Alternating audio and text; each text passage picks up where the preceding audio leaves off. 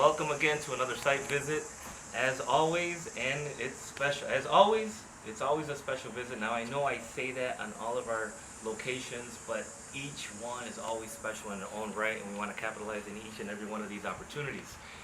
We were called here to this home because everything that you see around me is all brand new. It's less than 1 year old, and they wanted direction. They wanted to know what it is that they need to do to preserve this, what has already happened, so on and so forth, what sealer to use, why to use a sealer, why did this happen, what can we do. There are a ton of variables that are taken into account whenever you're dealing with multiple surfaces that have different levels of absorption, different levels of use, placement, and just how everything cohesively works with the total design element that I'm sure the designer had in mind. When we're also doing these services, we're also keeping in mind the designer's vision. We have learned that there is a particular hue, a particular color that designers always want, not always, that designers want to move forward with, and they make selections based on certain tones or certain changes. So when we come into your home and we do service, we do everything we can to not alter the look or alter the change without first getting the approval and communicate the pros and cons to the customer and what is involved in maintenance. So in this particular home, we were called for the floor. If you look at the floor, we have a blue stone floor, and you can see that there's a lot of whiting. There's a couple of things that's going on that you may or may not be able to see. Number one, which is clear, is the white. Why is that white happening is number one. The same type of whiting is happening around each and every one of these planters as well. And in addition to that, see if I can find it right over here, we also have this weird marking. So if you're first looking at this, you may not know what you're seeing, but what we see is we see a circular machine that came over here and rinsed, basically power washing in a circular fashion. So where you see streaks, it's not really streaks, it's really clean, dirty, clean, dirty. So wherever you actually see the mark, that's a cut stroke, it's a clean stroke. So on the service, we are here to fix that and to fix this whiting. So you would ask, why does this whiting occur? A couple of things. Number one is installation. How was it installed? Where is it pitched? Where is the pitch going? How did it create it? How did it cause it? And the beautiful thing about natural stone is that it tells a story. I can look at this floor and I can look at different areas and I can tell you what happened. Right over here is a perfect example of this circular spot. This tells me that water pools here. Water pools here, you're going to have efflorescence. When you have efflorescence, you're going to have this whiting going on. So understanding that this is an indication of pooling means that you want to prevent absorption as much as you can. So the question is how and with what kind of sealer? There's a lot more to talk about that as well, and we'll get to that in a second. But right now it's just understanding that this absorbs.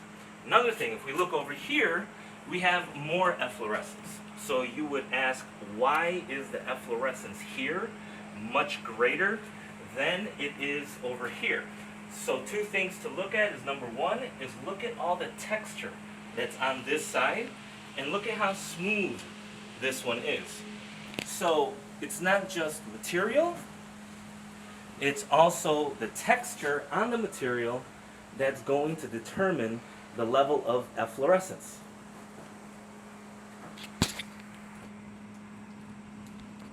Okay, so that's a quick little overview on how this happens, why it happens. Something else to keep in mind as we look around over here, particularly over here, you have another cut mark. Sometimes a lot of this is residual polymeric sand. So in between each and every one of these tiles is polymeric sand. And basically, in a nutshell, the way that polymeric sand works is that you brush the sand into it, pack it in a few times, tap it down so it's nice and flush and nice and tight. Once it's done, you want to sweep off any and all residual that's on the blue stone completely.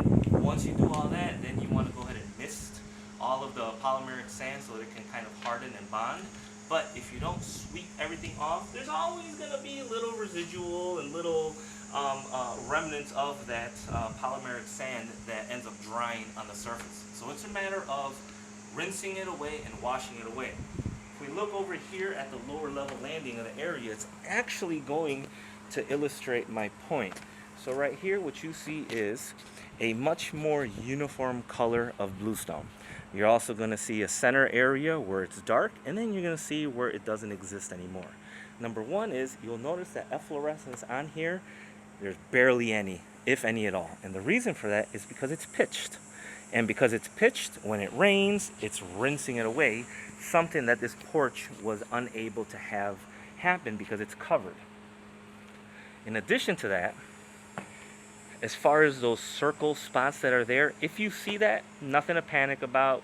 What that means is that the bonding agent, however it is that these bluestone were installed, a bed of sand or whatever other methods it is that they use for the foundation, that tells me that as water is coming down, it's being absorbed underneath the tile, and it's just retaining moisture. So all it's doing is evaporating, which is why on the left hand side, see there's a little bit more of a shadow where the spots are still at, and over here on the right hand side there's a lot more light, so it's drying at a faster pace. So another reason that also backs up the claim that that is retained moisture in the center is if you think of something that cooks. Everything cooks around the perimeter first, and the center is always the last to cook. Same thing there. The perimeter is going to evaporate at a much faster rate than the center, making the center the last thing that finally evaporates out, and then once it's gone, then it looks like that. Okay, so now we know most of the variables that's going on here and why it is that we're here to clean the floor. So to go over this area that you see here, what's going to be important is rinsing and extracting. Again, all we're trying to do is imitate what should have been done. Earlier we went over how water washes things away because of the pitch. Well, if there is no pitch, you need to still remove the water, so that's what we're doing. We're going to rotary scrub, rinse, extract, everything that you see here. We have different compounds and different solutions to help us remove the efflorescence that is on here as best possible. You need to remember that efflorescence is a reaction between the water and the stone that can create permanent damage. So it's super important to get this done first before more damage happens. This is a brand new build, probably less than a year old, I think 8 months to be exact. And now we're starting to see this, and it's because time has passed. So we're going to clean it, rinse it, and then seal it. So what kind of sealer? Why would we want to use a particular type of sealer? How does it work? So I'm going to use this right here as an example. And number one is when you're dealing with any kind of natural stone and it absorbs, you normally, more often than not, you want to go with an impregnating sealer. Impregnating sealers can come in the form of water-based, solvent-based, can come in the form of color enhancing, non-color enhancing. Then you have some super duper uber color enhancing sealers that require a ton of cleanup afterwards, but the product is amazing. In this particular scenario, what we would want, keeping the designer's image and design in mind, is we're going to use a non-color enhancing impregnating sealer. Right? So how does it work? It works exactly like you would think water does. You apply it down onto the ground, and it begins to absorb. As it's absorbing, it's going to darken, as you see here, because everything that gets wet darkens. As it begins to penetrate, it'll begin to dry. And then once it dries the color that the stone is left when we're done cleaning it. Now, why is all of that important? Number one is the design. This house was built with intent, and it is our job to ensure that if we can create a way where we could make sure that aesthetically is intact as it was designed to be, we will. If we can't, we explain why, and that's, I guess, pretty much it. And as far as the sealer goes, there's two types of sealers that you can put outdoors. We are pro the impregnating sealers because they are permeable, which all that means is that it allows it to evaporate. So using the area on the landing over there as an example, when the center still needs to evaporate, whatever sealer it is that you apply on the surface must allow it to breathe so that it can continue to evaporate. Because if you trap moisture, you're going to get cracking, breaking, chipping, all sorts of things, all because the wrong sealer was applied. So, I guess with that said, we're going to be doing this bluestone floor. We're also going to be doing this ledge. I am a big believer on how function is being used in a home.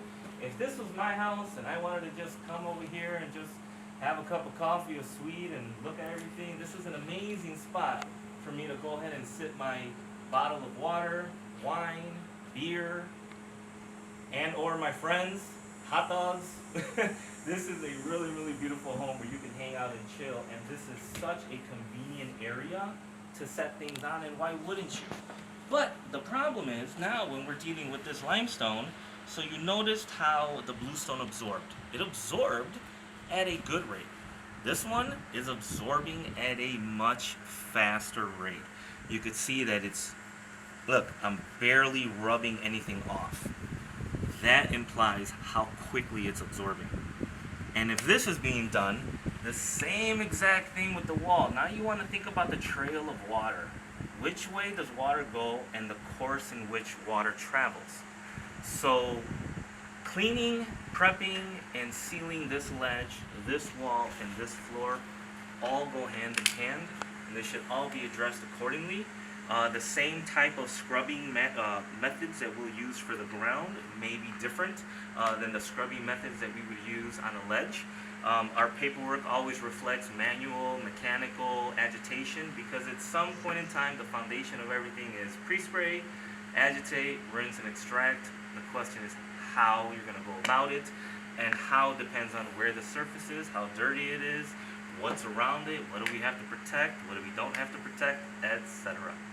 So, with that said, that was a quick little rundown on things to know about your natural stone investment preservation. If you know anybody that has a home like this and is looking for guidance, understanding, knowing what services to be done, where and how, please, by all means, give us a call, share, like.